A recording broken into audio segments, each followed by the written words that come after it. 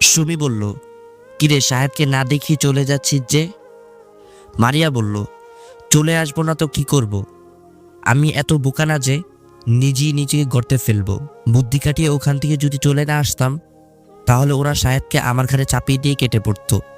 সুমি বলল, তো কি হইছে? এখানে সমস্যা কি? তুই তো এটাই চাচ্ছিস সাহেব তোর হোক। মারিয়া মুখ ভেংসি দিয়ে বলল, তুই এটাই চাচ্ছিস সাহেব তোর হোক? আমি কি এই ন্যাংরা সাহেবকে চাইতাম নাকি? আমি যাকে চাইতাম সে ছিল সুস্থ সবল স্মার্ট সুদর্শন এক যুবক। এই ন্যাংরাকে বিয়ে করে আমি আমার সুন্দর লাইফটাকে নষ্ট করব নাকি? সুমি বলল, ন্যাংরা বলছিস কেন? সাহেদের পা তো ঠিকও হয়ে যেতে পারে। মারিয়া বলল, আর যদি ঠিক না হয় তখন তখন কি করব আমি? এত রিস্কের মধ্যে আমি নেই। আর তাছাড়া আমার মতো সুন্দরী মেয়ের জন্য ভালো ছেলে পাওয়া কোনো ব্যাপার না। সো শাহেদের জন্য আমি কোনো রকম রিস্ক নিতে চাই না। সুমি বলল, কিন্তু তুই তো শাহেদকে অনেক ভালোবাসিস। মারিয়া বলল, ভুলে যাবো এখন থেকে, আর ভালোবাসবো না। সুমি বলল, মানে? মারিয়া বলল, এত মানে মানে বোঝা লাগবে না তোর। ওদের কথার মাঝে হঠাৎ করে মারিয়ার ফোন বেজে উঠল। রনি বলল, হ্যালো মারিয়া, শাহেদের কি খবর রে? মারিয়া বলল, কিরে শালা বাটপার, আসার সময় মাঝ রাস্তায় নেমে গেলি, বললি যে একটু পর হসপিটালে আসবি, কিন্তু তোর তো আর কোনো খবরই নেই। এতক্ষণ পর খবর নেওয়ার টাইম পেলি? রনি বলল, আসলে দোস্ত, তখন আমার একটা খুব আর্জেন্ট কাজ পড়ে গেছিল। কাজটা করতে এসে আটকা পড়ে গেছিলাম, তাই সময় পাইনি। তা শাহেদ এখন কেমন আছে? মারিয়া বলল, ভালো আছে। আচ্ছা আমি এখন রাখছি। রনি বলল, ওকে বাই।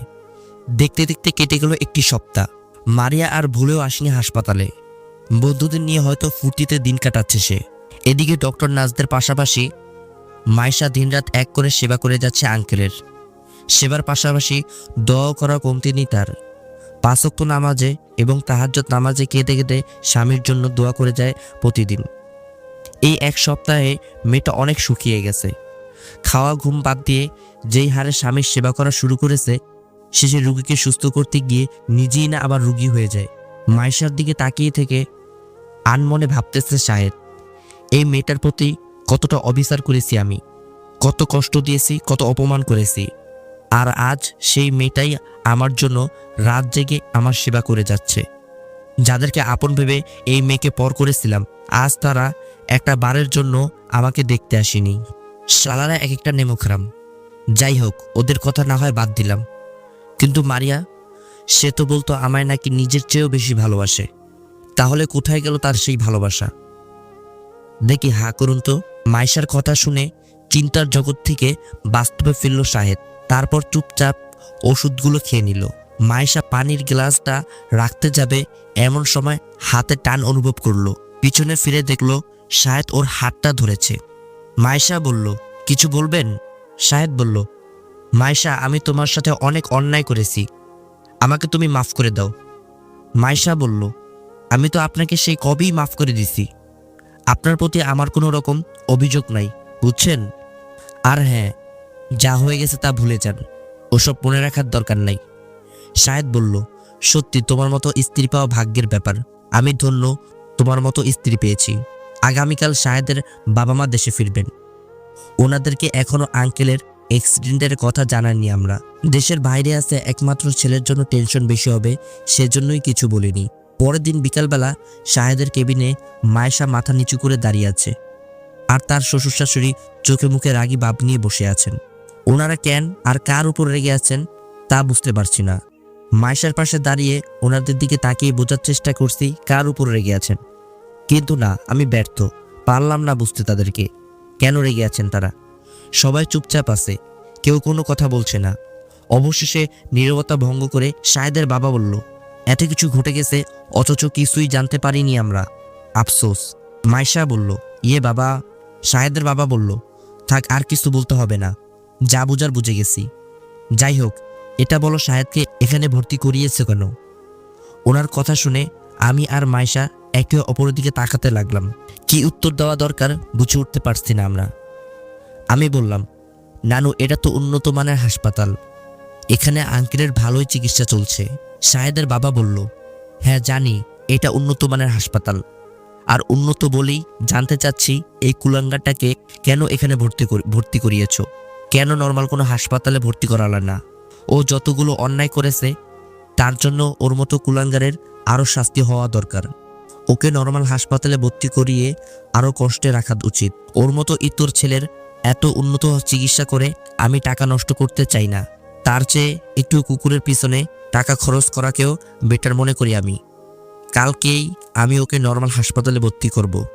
শাহেদের মা বলল, ঠিক বলেছ, আমিও তোমার সাথে একমত। দুজনের কথা শুনে আমি মাইশা আর আঙ্কেল হতবাক হয়ে তাকিয়ে রইলাম ওনাদের দিকে। মাইশা বলল, আপনারা এসব কি বলছেন? উনি কি ওনার অন্যায়ের চেয়ে বেশি শাস্তি পাচ্ছেন না? উনি তো জেনে বুঝে ভুল করেননি, বন্ধুদের কুবুদ্ধি শুনে একটা ভুল করেছেন। তার জন্য তো আমাদের সবার কাছে ক্ষমা চেয়েছে। ওনার সামান্য একটা ভুলের জন্য আর কত শাস্তি দিতে চান? কেউ তার ভুল বুঝতে পেরে ক্ষমা চাইলে তাকে ক্ষমা করা উচিত নয়? শাহেদের মা বলল, না, ওর আরও শাস্তি হওয়া দরকার। আমি এবার বুঝলাম রাগের কারণটা কি। ওনারা তাহলে আঙ্কেলের উপর ক্ষেপে আছেন। তবে যেই ক্ষেপা খেপছে, দুজন কেমনে যে ওনাদের শান্ত করি, দেখি একটু ট্রাই করে দেখি কাজ হয় কিনা। আমি বললাম, বড়দের মাঝে ছোটদের কথা বলা ঠিক না, তারপরও কিছু কথা বলতে চাই। নানু, ক্ষমা করা মহৎ গুণ। আর উনি যেহেতু নিজের ভুল বুঝতে পেরেছে, সেহেতু ওনাকে ক্ষমা করে দিয়ে ভালো মানুষ হওয়ার একটা সুযোগ দেওয়া দরকার। শাহেদের বাবা বলল, না, ওকে কিছুতেই ক্ষমা করব না। এটা তো কিছুতেই শান্ত করা যাচ্ছে না। এখন কি করবি? কানে ফিস ফিস করে বললাম, হাল ছাড়লে হবে না, চেষ্টা চালিয়ে যেতে হবে। আমাদের কথার মাঝেই মাইশার বাসার সবাই এসে হাজির হলো হাসপাতালে। আমি ওদেরকে খবর দিয়েছিলাম। যাক বাবা, এবার সবাই মিলে বুঝালে নানুরা আর না করতে পারবে না। অবশেষে সবাই মিলে বুঝিয়ে ওনাদের শান্ত করলাম। শুধু শান্তই করিনি, একদম বিদেশে নিয়ে গিয়ে চিকিৎসা করানোর জন্য রাজিও করে ফেলেছি। 1 সপ্তাহ পরেই আঙ্কেলকে দেশের বাইরে নিয়ে যাওয়া হবে। 3 মাস পর। ভাইয়া, আমি বাসে যাব না। আমার অনেক দিনের ইচ্ছা আমি ট্রেনে ভ্রমণ করব। সবার জন্য ট্রেনের টিকিট কাটো। কিন্তু ঢাকা রেল স্টেশন থেকে অনেক দূরে মাইশা আন্টির শ্বশুর বাড়ি। হোক দূরে, তবুও ট্রেনেই যাব আমি। আম্মু বলল, না, এত জার্নি করতে পারবো না আমি। আমি বললাম, রাজশাহী থেকে ঢাকা যেতে পারবা, আর একটু কষ্ট করে রেল স্টেশন থেকে মাইশার বাড়ি যেতে পারবা না? আম্মু বলল, উফ, তুমি এত তেরা কথা কও কেন? আমি বললাম, উচিত বললে তেরা হয়ে যায়। তেরা সোজা যাই হোক, আমি ট্রেনেই চলে যাব। আম্মু বলল, এই মেয়েটাকে নিয়ে আচ্ছা মুশকিলে পড়লাম তো। আমি বললাম, ঠিক আছে, আমি আর ভাইয়া ট্রেনে যাই, আর তোমরা সবাই বাসে চড়ে যাও তাহলে। ভাইয়া বলল, তোকে নিয়ে আর পারা গেল না, শেষে আমার ঘাড়ি চেপে বসলি। আমি হাসতে লাগলাম। অবশেষে আম্মু, আব্বু, বড় ভাইয়া, ভাবি, মামা, মামি, খালামণি, আঙ্কেল এবং ওনাদের ছেলে মেয়ে সবাই বাসে করে গেল, আর আমি এবং ছোট ভাইয়া ট্রেনে উঠলাম। কি ভাবতেছেন আমরা সবাই মিলে ঢাকাতে কেন যাচ্ছি? আসলে আঙ্কেল কালকে দেশে ফিরবেন। ওনাকে দেখতে যাওয়ার জন্য সবাই মিলে ঢাকার উদ্দেশ্যে বের হয়েছি, বুঝছেন এবার? আচ্ছা, বুঝলে বুঝলেন, না বুঝলে নাই, আপনাদের সাথে পরে কথা কমুনে। আমি এখন ট্রেনে জানালা দিয়ে প্রাকৃতিক দৃশ্য দেখব। আমি বললাম, ও মা গো। ভাইয়া বলল, কিরে? আমি বললাম, ট্রেন এত দ্রুত চলে, ট্রেনে না উঠলে জানতেই পারতাম না। বাহির থেকে মনে হয় কত আস্তে যায়, কিন্তু এখন বুঝলাম ধারণাটা ভুল ছিল। গাছপালাগুলো কত দ্রুত পার হয়ে যাচ্ছে, দারুণ লাগছে দেখতে। ভাইয়া বলল, 1000 টাকা দে এবার। ভাইয়ার কথা শুনে আমি প্রশ্ন করলাম, 1000 টাকা কেন দেব? ভাইয়া বলল, আমার জন্য তো এসব দেখতে পারছিস, জানতে পারছিস, তাই না? আমি বললাম, আমি না জোর করলে কি তুমি আসতে? ভাইয়া বলল, যেভাবে হোক আসছি তো, এবার 1000 টাকা দে। আমি বললাম, আচ্ছা ঠিক আছে, টাকাটা জমা থাক আমার কাছে, তোমার বিয়ের সময় সুদে আসলে দেব। এভাবে 2 ভাই বোন খুনসুটি করতে করতে পৌঁছে গেলাম মাইশার বাসায়। আজ আঙ্কেল আসবে, সারা বাড়িতে লোকজনে ভর্তি, আনন্দে ভরে আসছে পুরো বাড়ি। সবাই আজ নানা কাজে ব্যস্ত হয়ে পড়েছে। আমি রান্নাঘরে মাইশা আন্টিকে হেল্প করতেছি রান্নার কাজে। ভাইয়ারা গেছে আঙ্কেলদের এয়ারপোর্ট থেকে নিয়ে আসার জন্য। আঙ্কেল এখন পুরোপুরি সুস্থ, তবে ডাক্তার বলেছে কয়েক মাস যেন না হাঁটে। মাইশা আর আঙ্কেল তো এতদিন ধরে আলাদা রুমেই থেকেছে, তবে আজ সন্ধ্যা শাহেদ আঙ্কেলের মা মাইশাকে বলেছে শাহেদ আঙ্কেলের রুমে যেন আজ থেকে সে ঘুমায়। রাতে খাবার খেয়ে সবাই যে যার মতো ঘুমাতে চলে গেল। মাইশা পড়ল বিপাকে। শাহেদের রুমের দরজার কাছে দাঁড়িয়ে আছে আর ভাবতেছে রুমের ভিতরে যাবে কিনা। উফ আল্লাহ, কি যে করি! কেন যে মা আমাকে এখানে থাকতে বললেন? দূর, ভালো লাগে না, ওনার সামনে যেতে কেমন জানি লাগতেছে। কি করি? পেয়েছি। আয়শা যে রুমে আছে ওই রুমে ঘুমিয়ে পড়ি গিয়ে। কি ব্যাপার, সারা রাত বাইরে দাঁড়িয়ে থেকে কাটাবে নাকি? শাহেদের কথা শুনে চমকে উঠল মাইশা। পিছন ফিরে তাকিয়ে দেখে শাহেদ দরজার কাছে দাঁড়িয়ে আছে। আসলে মাইশা শাহেদের রুমের দরজার যেদিকে তার উল্টো দিকে তাকিয়ে কথাগুলো ভাবছিল, তাই সে বুঝতে পারেনি যে কেউ একজন তার পিছনে দাঁড়িয়ে আছে। মাইশা বলল, এ কি, আপনাকে না ডক্টর নিষেধ করেছে হাঁটাহাঁটি না করতে, তারপরও কেন উঠছেন? শাহেদ বলল, কি আর করার, কতদিন হয়ে গেল আমি আমার বউটাকে দেখি না।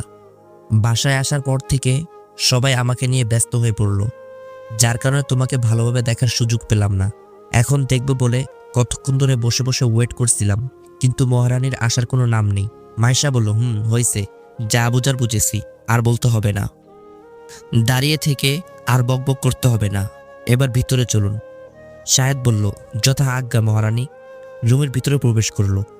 মাইশা বলল, আপনি খাটে ঘুমান, আমি সোফাতে ঘুমাচ্ছি। মাইশার কথা শুনে অবাক হয়ে প্রশ্ন করল শাহেদ। শাহেদ বলল, মানে?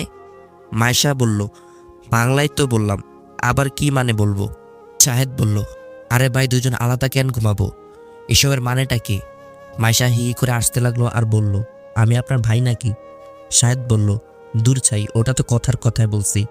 যাই হোক, আলাদা কেন ঘুমাবো সেটা বলো। আমি কি পরপুরুষ নাকি যার জন্য আলাদা ঘুমাবে? মাইশা বলল, ধরতে গেলে তাই, কারণ আমাকে যখন বিয়ে করেছিলেন তখন আপনি রাজি ছিলেন না, কে জানে কবুল বলছিলেন কি না।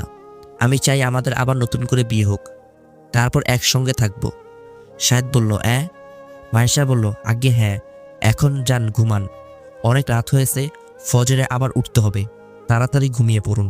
ফজরের সময় মাইশা বলল, আপনি দাঁড়িয়ে নামাজ পড়লেন যে, কষ্ট হলো না এই অবস্থায় দাঁড়িয়ে নামাজ পড়তে? আর ডাক্তাররা তো নিষেধ করেছিল পা বেশি নাড়াচাড়া না করতে। শাহেদ বলল, তুমি তো বলেছ কষ্ট করে ইবাদত করলে বেশি সওয়াব পাওয়া যায়, আর ডাক্তার যাই বলুক আমি দাঁড়িয়ে নামাজ পড়ব। আল্লাহর কাছে পা নাড়াচাড়া করলে কোনো সমস্যা হবে না, বরং ভালোই হবে বলেই আমি মনে করি। আচ্ছা শোনো, বাবাকে আমার রুমে পাঠিয়ে দাও, বিয়ের ব্যাপারে কথা বলতে চাই ওনাকে। তোমাকে দূরে রেখে বেশি দিন থাকতে পারবো না, আজকেই বিয়ে করতে চাই আমি। কি হলো, যাও, দাঁড়িয়ে আছো কেন? মাইশা বলল, ছি, কি বেহায়া ছেলে, বাবাকে নাকি নিজ মুখে নিজের বিয়ের কথা বলবে। শাহেদ বলল, আমি বেহায়া, তবে তোমার জন্যই হয়েছি, এবার যাও। মাইশা বলল, শাহেদের বাবা বলল, কে তুই নাকি আমাকে ডেকেছিস? শাহেদ বলল, বাবা, তোমাকে একটা কথা বলতে চাই। শাহেদের বাবা বলল, কি কথা? শাহেদ বলল, বাবা, আমি বিয়ে করতে চাই। শাহেদের কথা শুনে প্রচণ্ড রেগে গেলেন তার বাবা, চোখ রাগিয়ে বললেন, কি, তোর এত বড় সাহস, ঘরে বউ রেখে আরেকটা বিয়ে করতে চাস, আর সেই কথাটা আবার আমার মুখের উপর বলছিস? শাহেদ বলল, আরে বাবা শান্ত হও, কি সব উল্টাপাল্টা বলছো? বউ রেখে আরেকটা বিয়ে করতে যাব কোন দুঃখে? আমি তো মাইশাকেই বিয়ে করতে চাই, তখন তো আমি রাজি ছিলাম না, তাই আবার নতুন করে বিয়ে করে নতুন জীবন শুরু করতে চাই। শাহেদের বাবা বলল, ও আচ্ছা, তাই বলো। আচ্ছা, আগামী মাসে তোদের বিয়ে, সবাইকে দাওয়াত দিতে হবে, কাঠ ছাপাতে হবে। শাহেদ বলল, কিছুই করতে হবে না। মাইশার মুখে শুনেছি নবীজি সাল্লাল্লাহু আলাইহি ওয়াসাল্লাম বলেছেন, যেই বিয়েতে কম খরচ সেই বিয়েতে বেশি বরকত। সো এত আয়োজন করে বিয়ের দরকার নাই, আর আগামী মাসে নয়, আগামী সপ্তাহতেই বিয়ে। শাহেদের বাবা বলল, শাহেদ বলল, আগে হ্যাঁ বলে হাসতে লাগলো। অবশেষে আবার নতুন করে শাহেদ আর মাইশার বিয়ে হলো। বিয়েটা খুব কম খরচে হলেও অনেক মজা করেছি আমরা। পিছনের সকল স্মৃতি ভুলে গিয়ে নতুন করে শুরু করলো সবকিছু।